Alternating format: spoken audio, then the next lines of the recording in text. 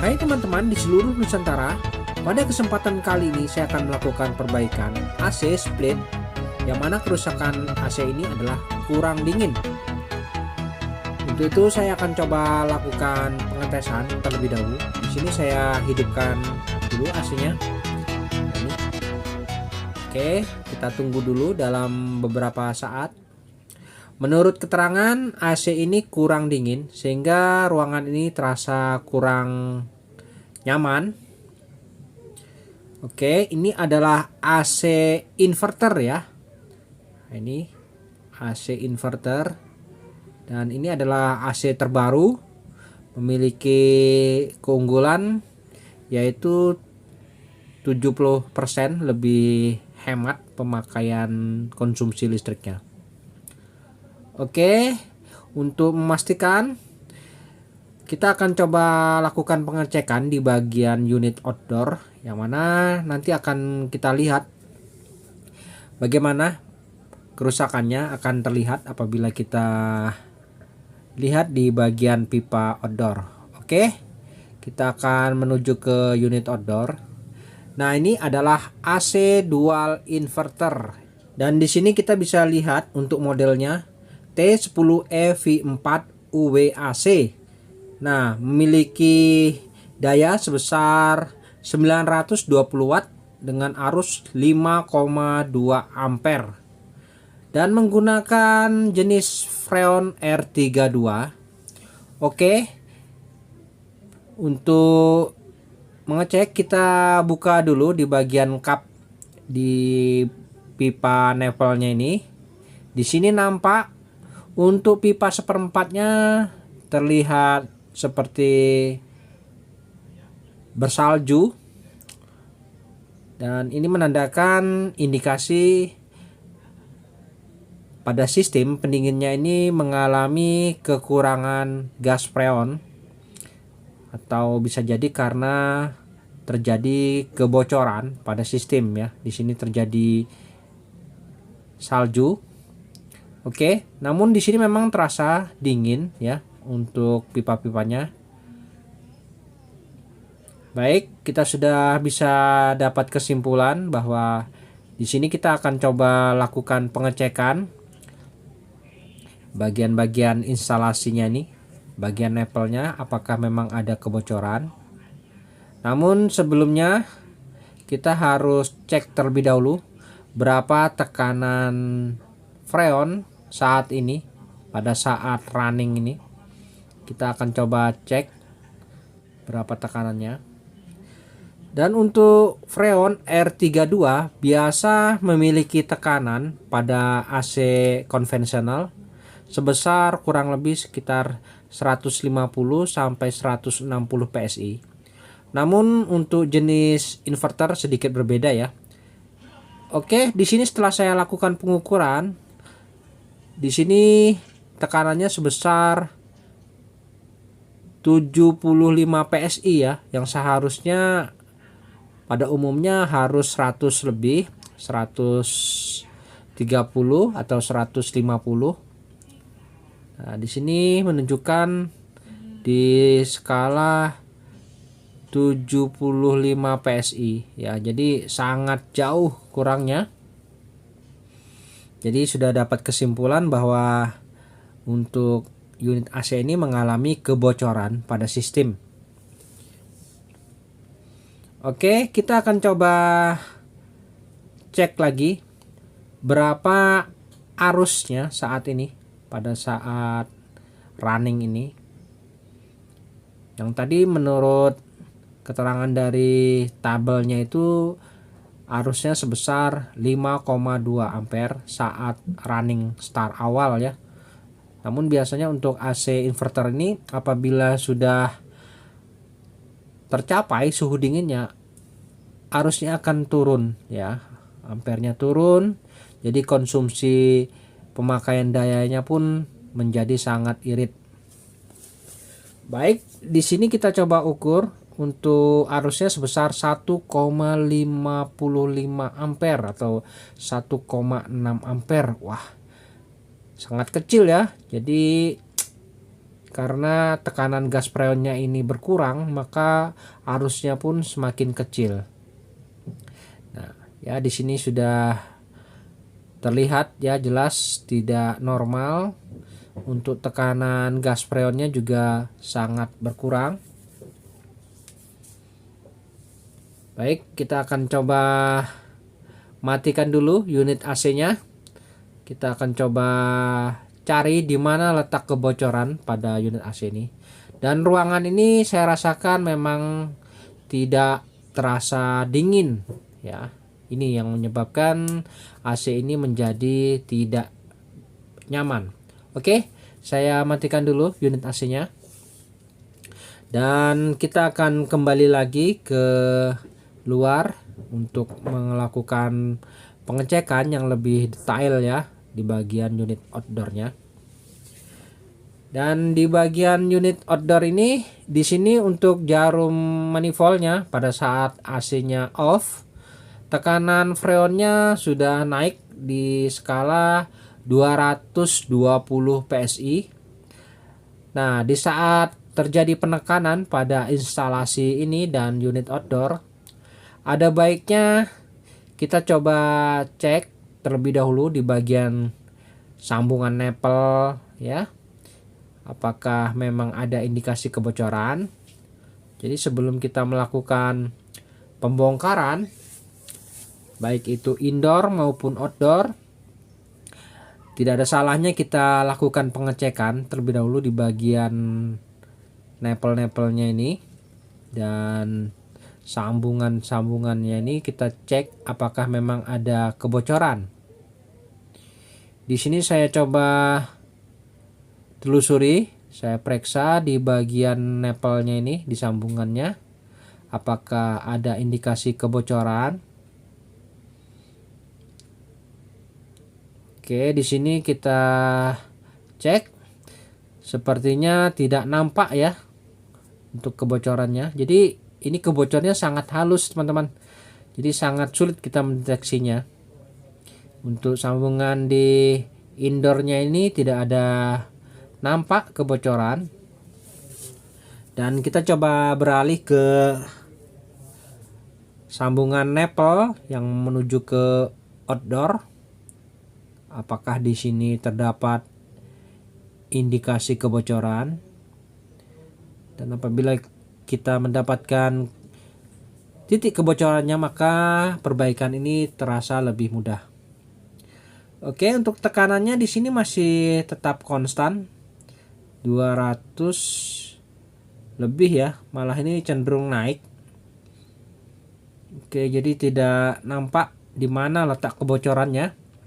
Apakah di unit indoor, apakah di unit outdoor.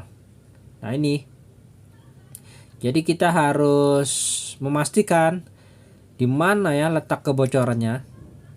Yang pasti ini ada kebocoran halus yang belum kita temukan. Oke, untuk mencari di mana kebocorannya, kita buang dulu ya. Ini untuk sisa gas freon ini kita buang dulu, karena kita harus cari di mana kebocoran sesungguhnya ini. Dan untuk mencari di mana letak kebocoran pada sistem ini, di sini biasa saya menggunakan alat bantu yang saya buat sendiri. Dan ini adalah alatnya, yaitu sambungan nepel 1/4 ke 3/8 pendek. Nah ini gunanya adalah untuk membantu saya dalam melakukan pencarian kebocoran pada sistem. Sebelumnya untuk kandungan sisa gas freon yang ada pada sistem, kita kosongkan terlebih dahulu ya.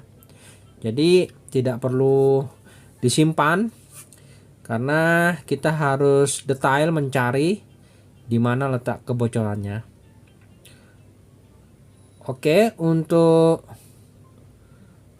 adaptor nepel untuk pengisiannya ini di sini kita lepas dulu, karena di dalam pentil pengisian ini terdapat spuyer pentil pengisian itu alangkah baiknya kita lepas. Nah ini ya, saya menggunakan adapter nepel untuk R410 dan R32. Nah di pentil pengisian pada keran nepelnya ini kita keluarkan dulu. Ya, nih spuyernya nih kita keluarkan dulu agar nanti pada saat kita memberikan dorongan pada unit outdoor beserta instalasinya ini tidak terhambat.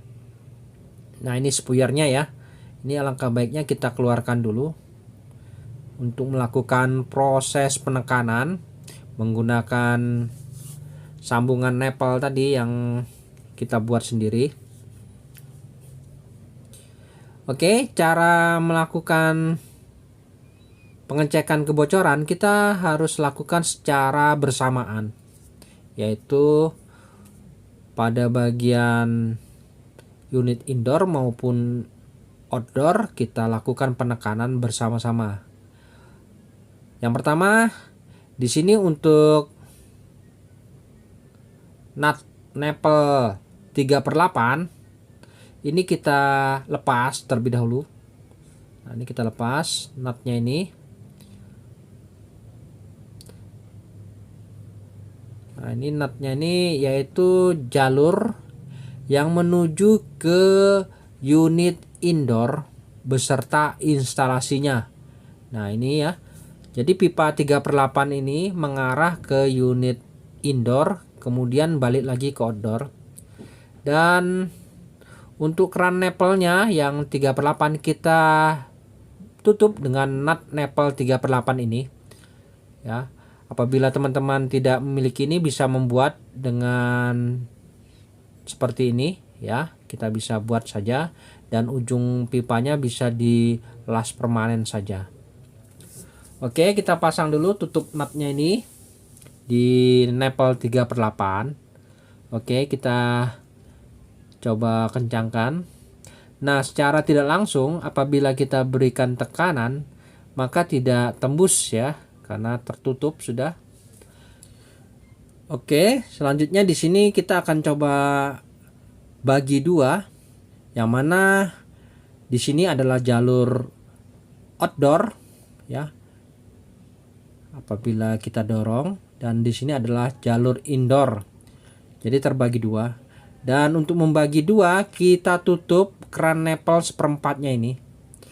Jadi untuk jalur outdoor beserta instalasinya sendiri, kemudian jalur indoor beserta instalasinya sendiri. Oke, dengan cara kita tutup ya keran nepel 1/4. Dan di sini kita gunakan sambungan nepel 1/4 ke 3/8. Nah, yang 3/8 kita pasangkan, jadi ujungnya ini jadi 1/4. Nah, ini jadi 1/4. Oke, jadi kita memiliki dua ujung yang 1/4 ini untuk memberikan tekanan. Nah, ini ya, ini ujung indoor ya, kemudian di ini adalah ujung outdoor. Oke, sudah selesai. Kemudian kita pasang kembali untuk adapter nepelnya ini, untuk sambungan adapternya ini. Lalu kita siapkan selang manifold yang double. Nah, jadi kita akan memberikan tekanan secara bersamaan. Yang mana di sini ada selang manifold berwarna merah dan biru. Oke, kita berikan tekanan secara bersamaan. Untuk selang manifold yang berwarna merah, di sini saya arahkan ke unit outdoor. Ya, di sini saya arahkan ke unit outdoor untuk manifold berwarna merah. Dan selang berwarna biru saya arahkan ke unit indoor. Oke, di sini ya. Jadi kita akan lakukan penekanan secara bersamaan supaya kita bisa yakin di mana letak kebocorannya ini. Oke. Kita siapkan pompa untuk melakukan penekanan. Ya, di sini saya memiliki pompa bekas kompresor. Ukurannya 1/8 PK saja sudah cukup supaya tidak terlalu kencang. Jadi yang sedang-sedang saja untuk proses penekanannya. Oke, proses penekanan berlangsung. Nah, nih di sini jarum manifold sudah mulai bergerak naik. Ya, di sini rencananya nanti kita akan lakukan penekanan sebesar 350 PSI pada indoor beserta instalasinya di manifold warna biru, dan untuk manifold berwarna merah juga saya berikan tekanan di 350 PSI untuk unit outdoor beserta instalasinya juga. Oke, kita cek ya nanti di mana kebocorannya, nanti apakah di unit outdoor atau indoor. Baik, di sini sudah mendekati di tekanan 350. Kita tutup ya untuk manifold berwarna merah, kemudian warna biru sudah mendekati juga, kita tutup. Oke, selanjutnya pompanya bisa kita matikan dulu. Nah, di sini sudah jelas ya. Untuk jarum manifold berwarna biru ini di 350 dan warna merah di 350, dan kita biarkan dulu sejenak dalam beberapa jam, mungkin bisa terlihat ya nanti kebocorannya. Oke teman-teman, setelah beberapa jam kemudian di sini saya coba amati di mana letak perbedaan dari jarum manifold ini. Untuk jarum manifold berwarna biru di sini sangat turun ya. Nah, sedangkan untuk jarum manifold berwarna merah di sini masih tetap turun sedikit saja. Jadi saya rasa mantap ini, tidak ada masalah di unit outdoor. Dan sepertinya di masalahnya di unit indoor beserta instalasinya ya teman-teman. Oke, untuk outdoor aman. Jadi kita fokus ke jalur indoor ya, ini selang manifold berwarna biru. Nah, ini ya, masuk ke sini menuju instalasi pipanya, ada sambungan nipple dan menuju ke unit indoor. Nah, ini kebocorannya ini apakah di instalasinya atau di unit indoornya? Nah, ini yang jadi permasalahan tuh di sini. Jadi kita harus bisa ambil kesimpulan ya. Di mana ya kira-kiranya? Apakah di indoor atau instalasinya? Nah, untuk kesimpulannya unit indoor ada masalah dan unit outdoor aman ya, tidak ada masalah. Walaupun ada penurunan sedikit itu tidak masalah, mungkin karena efek dari penekanan pipa ya. Jadi kita tidak perlu lagi memikirkan unit outdoor, kita fokus pada jalur instalasi indoor. Oke, kita akan coba cek ini jalur instalasinya ini dan sambungan nipple yang menuju ke indoor. Jadi kita harus pastikan lagi apakah di indoor atau di instalasinya, atau mungkin di sambungan nipple. Saya sih curiganya di sambungan nipple ini, karena untuk AC jenis ini adalah AC terbaru. Jadi kemungkinan untuk unit AC-nya saya rasa tidak mungkin ya. Jadi unit outdoornya mantap. Oke, kita akan coba tes ya. Kita lakukan pengecekan antara jalur instalasi dan jalur indoornya. Oke, ini tekanannya kita buang dulu. Jadi setelah kita dapat kesimpulan bahwa pada unit outdoor dan indoor ternyata masalahnya di unit indoor. Untuk unit outdoor aman, jadi tidak perlu lagi kita pikirkan. Kita sekarang fokusnya di jalur instalasi indoor.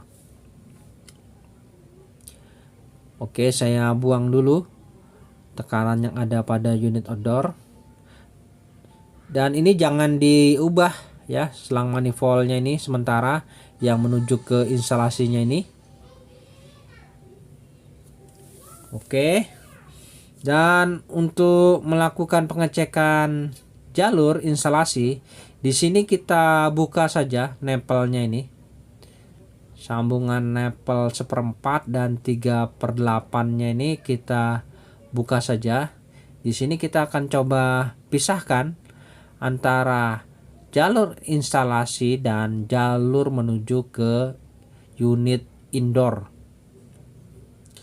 Jadi nanti apabila terdapat kebocoran, nanti akan terlihat di mana kebocorannya nih. Di sini kita cek untuk flaringnya ini bagus, tidak ada masalah ya. Flaringnya ini bagus. Dan apabila nanti pada saat kita berikan tekanan di kedua instalasi ini, indoor dan instalasi ini, dan tidak kita temui kebocoran, jadi masalahnya ya di sini. Di nepelnya ini mungkin pada saat mengencangkan itu kurang sempurna. Dan ini flaringnya juga bagus ya, tidak ada masalah. Oke, untuk melakukan pengecekan jalur instalasi ini atau unit indoor ini, kita menggunakan alat bantu lagi. Ini sambungan nepel 1/4 ke 3/8 yang bentuknya panjang. Nah, jadi seperti ini, dan nutnya juga seperti ini. Apabila teman-teman bisa membuat tutup nutnya seperti ini, jadi tidak perlu khawatir ya. Alatnya ini bisa kita buat dari bekas pipa unit indoor. Nah, yang di atas itu nampak itu ya. Itu kan ada nepel 1/4 dan 3/8. Itu bisa kita fungsikan apabila sudah tidak terpakai lagi. Kita buat sambungan seperti ini. Nah, ini ya. Untuk tutup nutnya ini bisa kita pasang di nepel 3/8 ini. Oke, nah seperti ini ya. Jadi kita akan coba tes lagi di mana masalahnya nih. Apakah di unit indoor atau di instalasinya. Jadi kita harus benar-benar teliti ya, jangan asal menebak di mana letak kebocorannya. Jadi kita harus yakin kebocorannya di mana letaknya. Oke, ini sambungan nepel 1/4 dan 3/8-nya kita pasang. Nah, ini untuk jalur instalasinya kita putar balik ya, dari 3/8 langsung menuju kembali ke 1/4, karena di ujung 1/4-nya sudah tertutup oleh kran nepel. Oke, seperti ini, dan kita pasang selang manifoldnya.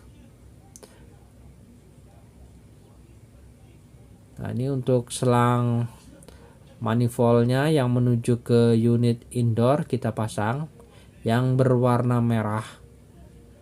Sedangkan untuk instalasinya yaitu selang manifold yang berwarna biru. Nah, ini ya. Jadi kita akan tes jalur instalasi dan jalur unit indoornya ini apakah memang benar mengalami kebocoran. Di sini akan kita buktikan. Oke, kita coba berikan tekanan. Sekarang kita berikan tekanan. Kita hidupkan dulu pompanya. Ya, di sini sudah dilakukan proses penekanan. Nah, ini ya. Keduanya bergerak. Apakah nanti di sini akan menunjukkan di mana letak kebocorannya? Ya, kita sama beri tekanan di 350 PSI. Ya, ini sama nih, 350 PSI keduanya kita berikan tekanan. Setelah itu kita matikan pompanya. dan biarkan saja dalam beberapa menit ya, apakah terjadi penurunan ya. Karena ini jalurnya pendek, yang pasti ini sangat cepat apabila ada kebocoran kecil sedikit pun, karena jalur instalasinya kan pendek, sedangkan jalur indoornya pun juga pendek. Jadi apabila ada kebocoran halus pun, di sini jarum manifold akan nampak jelas ya. Namun di samping itu kita juga harus cek juga di nepel-nepel sambungannya ini, apakah memang ada kebocoran pada saat kita lakukan penyambungan beratnya ini. Pastikan ya tidak ada kebocoran di nepel-nepelnya ini. Jadi kita harus cek betul-betul ya, apakah kita saat mengencangkan ini tidak ada kebocoran. Nah, jadi kita benar-benar yakin ini. Namun untuk pada saat pengecekan awal tadi disimpulkan bahwa terjadi kebocoran di jalur instalasi menuju unit indoor. Nah, ini setelah kita pisahkan antara instalasi dan unit indoor, apakah ada kebocoran ya? Di sini jalurnya sangat pendek, jadi saya rasa sangat gampang mencarinya. Oke, kita cek juga di sini di sambungan nepelnya ini. Nah, ini kita cek semua di sambungan-sambungan apakah ada kebocoran halus. Sampai sekarang tidak nampak ya sedikit pun ada kebocoran. Namun nanti yang menentukan adalah jarum manifoldnya ini, apakah jarum manifoldnya ini turun atau tetap stabil konstan ya. Dan sampai saat ini kondisi tekanannya masih stabil di 350, baik manifold warna biru maupun warna merah. Jadi perlu kita diamkan dulu dalam beberapa menit, mungkin bisa terlihat nanti perubahannya ya.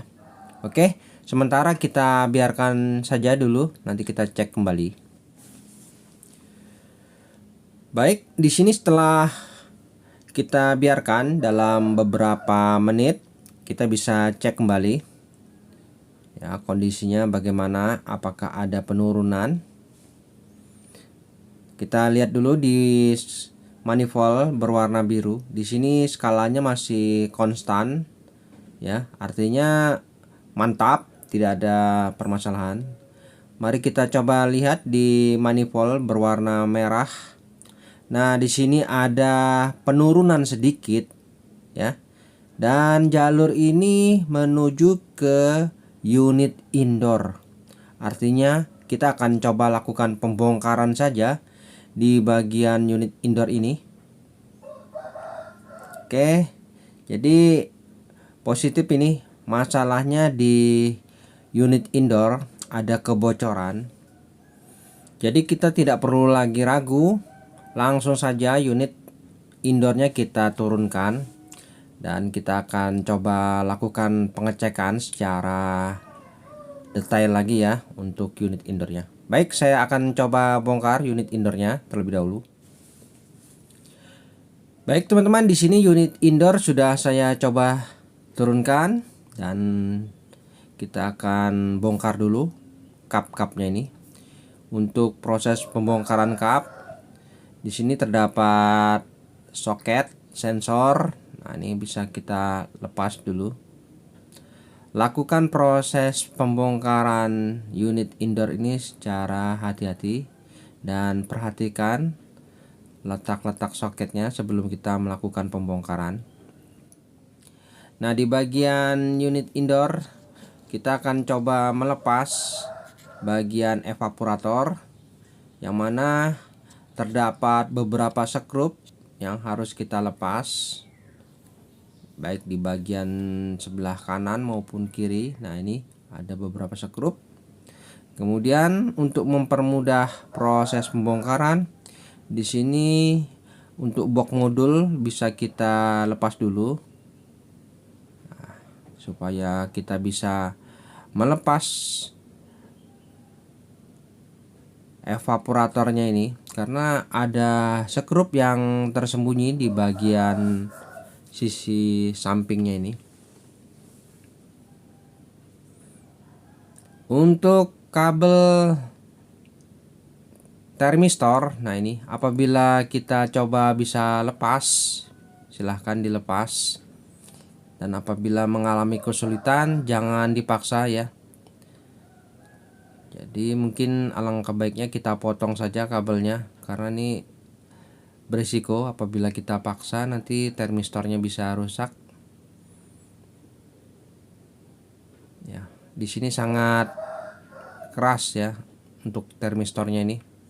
Apabila kita kesulitan melepas, jadi kita lakukan pemotongan saja kabelnya, nanti bisa kita sambung kembali.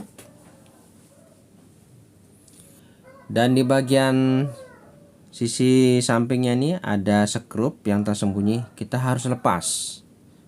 Ada 2 skrup. Kemudian di sampingnya, nah apabila skrup ini sudah kita lepas, maka dengan mudah evaporator bisa kita langsung angkat. Nah seperti ini. Untuk kabel ground jangan lupa sudah terlepas. Nah, ini kabel termistor kita potong saja karena sulit melepas soket di evaporatornya ini. Oke, evaporatornya sudah kita pisahkan. Selanjutnya kita akan coba lakukan pengecekan apakah benar di bagian evaporatornya ini mengalami kebocoran. Di sini kita bisa lakukan pengetesan dengan kita berikan tekanan kembali. Ya, kita siapkan mesin pompanya ini. Kita berikan tekanan paling tidak di skala 350 PSI. Nah, ini ya. Oke. Sudah kita berikan tekanan di 350 PSI. Karena tekanan ini adalah tekanan yang ideal untuk melihat titik kebocorannya. Selanjutnya kita akan coba lakukan proses perendaman saja ya, supaya lebih akurat. Oke, kita coba lakukan perendaman. Di sini saya akan coba lakukan perendaman di bak penampungan. Mungkin lebih enak. Oke, kita coba menuju ke bak penampungan. Langsung saja kita coba celupkan semua, dan kita lihat secara seksama di mana ya kira-kira letak kebocorannya ini. Untuk saat ini di sini ternyata tidak nampak kebocorannya. Untuk di bagian evaporatornya ini sampai kini tidak terlihat ada tanda-tanda kebocoran. Namun menurut alat yang kita pasang manifold mengatakan bahwa di bagian unit indoor yang mengalami kebocoran halus. Tapi di mana ya? Nah, ini di sini kita sangat dibingungkan dengan situasi seperti ini. Namun kita harus tetap optimis dan yakin bahwa alat itu tidak mungkin bohong. Yang pasti memang benar. Jadi kita harus benar-benar sabar dan teliti. Lakukan proses pengecekan ini secara detail ya. Mungkin kita akan coba ulangi proses pengecekan kebocoran di tempat penampungan yang lebih terang. Nah, ternyata kebocorannya terdapat di las-lasan di bagian nepelnya ini ya teman-teman. Sangat di luar prediksi saya. Ternyata di sini kebocorannya sangat halus. Nah, ini ya bisa kita lihat. Oke, selanjutnya kita akan coba lakukan proses pengelasan saja. Nah, ini jadi sudah kita ketahui titik di mana kebocorannya. Ternyata di bagian las-lasan nepelnya ini. Langsung saja saya lakukan penambalan pada bagian yang mengalami kebocoran. Jadi dengan kesabaran kita harus cari di mana letak kebocorannya, dan ternyata di sini ya teman-teman. Oke, setelah kita lakukan proses pengelasan, kita lakukan pengecekan kembali bagaimana hasilnya. Kita berikan tekanan di skala 350 PSI dan lihat hasilnya sudah tidak ada lagi gelembung-gelembung yang keluar dari pipanya. Ini menandakan ini sudah mantap. Dan selanjutnya tinggal kita pasang kembali untuk jalur instalasinya ini. Nah, di sini yang menentukan pada saat kita melakukan pemasangan, di sini kita harus benar-benar yakin bahwa tidak ada lagi kebocoran pada instalasinya ini.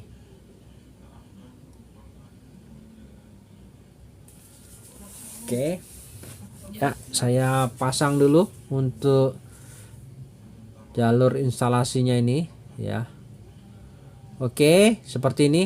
Saya rasa sudah cukup kuat ini sudah dan rapat, dan sudah saya lakukan pengaman, yaitu saya berikan sel tip, dan saya merasa yakin sudah tidak ada lagi kebocoran pada instalasinya.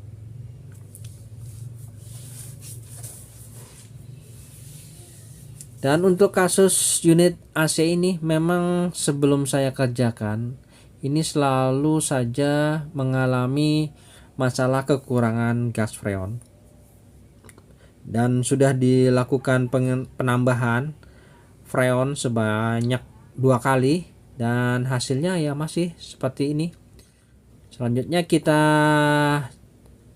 pasang kembali untuk spuyer pada pentil pengisian pada drat nepelnya ini. Kita pasang kembali dan kita pasang lagi adapternya ini. Oke, sudah terpasang semua. Saatnya kita melakukan proses pemvakuman. Nah, ini kita siapkan lagi mesin vakum dan kita akan melakukan proses pengisian freon. Oke, setelah semua terpasang untuk selang manifold, di sini kita siapkan mesin vakumnya. Nah, ini adalah proses pemvakuman. Jadi sebelum melakukan proses pengisian freon, ini wajib harus kita vakum terlebih dahulu untuk mengosongkan kandungan udara yang ada pada sistem. Jadi benar-benar vakum ya. Nah, di sini pastikan proses pemvakuman berjalan lancar. Yang mana jangan lupa untuk keran manifoldnya ini kita buka, jadi proses pemvakuman berlangsung. Dan proses pemvakuman ini kita lakukan kurang lebih sekitar 30 menit. Baik teman-teman, setelah 30 menit kita melakukan proses pemvakuman. Di sini sudah menunjukkan di skala minus 30 PSI. Jadi proses pemvakuman sudah selesai. Cukup 30 menit ya. Dan keran manifold kita tutup dulu.